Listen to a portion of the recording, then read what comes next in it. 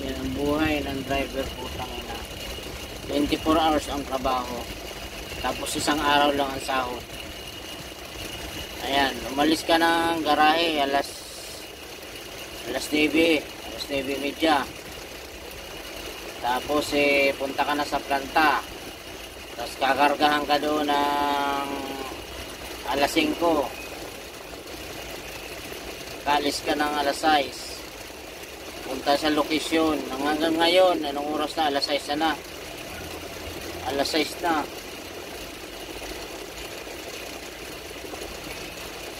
Grabe, mula kanina.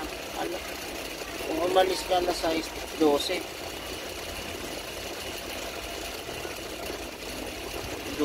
oras. Kung isama mo yung pagpunta mo, grabe, halos 20 oras na, 20 oras na. Alas 10, alas 11, alas 12, alauna, alas 2, alas 3, alas 4, alas 5, alas 6, alas 7. Ang haba ng oras. Ay darating kami yan sa Valenzuela may mga alas 8. Halos 24 hours nga ang trabaho. 20 oras. Halos mga 24 oras. Tapos aalis ka na naman ng alas 10. Papunta na naman ng planta. Warehouse.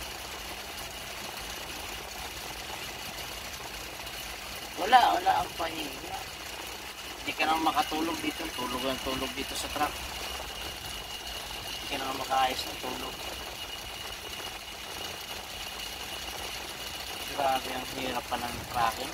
Sarap po magtinda ka ng balot. Grabe ang trucking. Ang haba, sobra. Ang problema dito yung mga resibo. Tapos na kayo magbaba. Resibo na lang. Antay ka ng mga 3 oras.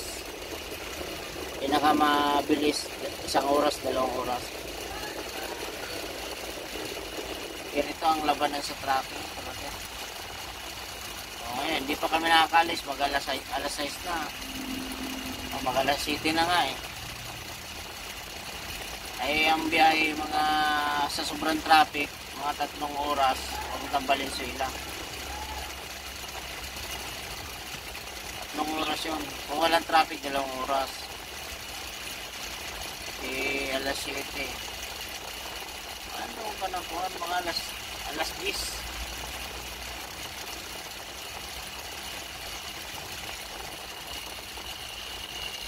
Grabe.